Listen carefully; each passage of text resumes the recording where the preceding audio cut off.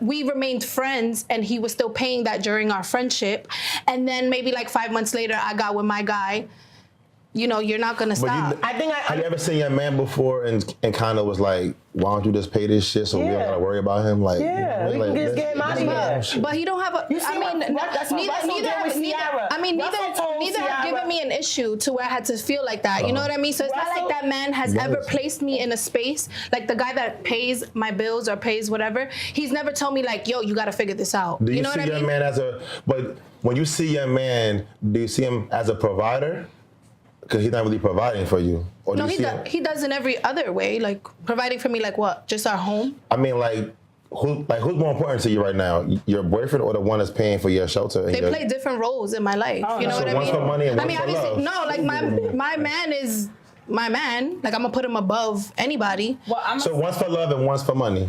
I'm not with the other person. But respectfully, right? Just because we're not judging you at all. Yeah. I don't care. Ideally, yes, I've dated a guy who was very wealthy. When we separated, he was still paying the bills, right? Under the contingent and the understanding that I'm not fucking with nobody else. So I hid that I was in another relationship for a while. Did I ever discuss with the other significant other that this man was still paying the bills? Like, yes. But you know what happened eventually? Eventually he said, yo, if you're going to be with me 100%, you got to move out of that apartment. Whatever attachment you have with this man, you got to wrap that up. Or you're saying to me that you're trying to have your cake and eat it too, which is a bad analogy because if it's my cake, I can eat it, right? All of it. But the thing about it is, it's like who's getting he still has a piece of you. So now I have to decide what kind of future I want with this other man. Is he just something to fly by night and I'm having a good time with? Because if that's so, then I'm going to have my cake and eat it too. I'm going to keep this one paying my bills, which is lovely, and this other one doing whatever role he plays. But if I'm trying to take it to the next level, then at some point, even me moving into a man's house and that bed is already there before I got there, we got to get new furniture, sweetheart. Why this man gotta buy a whole new damn house? Let me just talk though. All right, I'll let y'all go. Like, let's be realistic. If I meet a woman that has a beautiful condo that her man has bought her, and I walk in there, the last thought on my mind is like, oh shit, she was getting fucked in here. I gotta buy her a whole new condo. I'm not doing that. Listen, I ain't a real nigga then. I'm gonna go in there and say, damn, old girl hooked this bitch.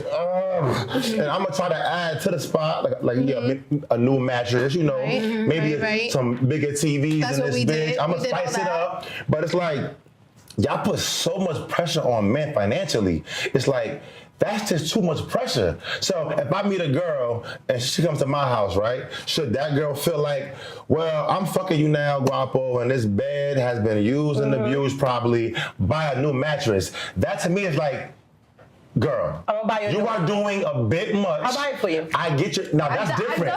You can buy me a gift though. But don't have these girls out here watching this video like every man I meet. But are you gonna take the bed back when you break up? Every man I meet. No, he can have it. Every man I meet has to buy me a new mattress. Don't be putting that on no man. And don't have these girls watching this video thinking that every man they meet, oh, I love your apartment. We gotta move. Why? Because you fucked here before. No, that's not realistic. That's not what I'm saying. Let me go. I took it like that. I took it like you said that your mom's boyfriend, maybe your mom has to be at least 50. All right? So let's just say a 50-year-old man should I have to buy a new house for his new woman. You have a house. You've been blessed with a house. I'm dating you. We're going to make this our house. And I'm going to add to it, help with the bills, and be a part of your house. But the man is no longer, listen, hold on, but the man that's no longer living there isn't still paying the rent there, isn't still paying the mortgage there, isn't still contributing to that household being a household while another man is staying there.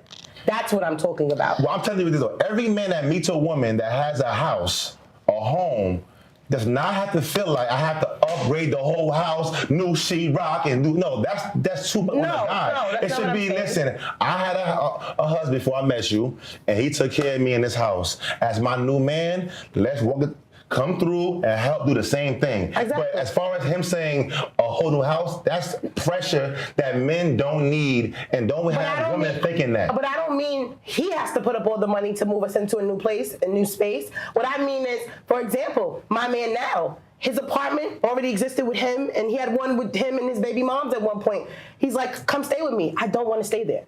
Extra. Whatever, call it what you want. I'm gonna stay at my place and you stay at yours, and then when we find a place mutually for us to live in together, we get a place together. What the? Well, I'm sorry.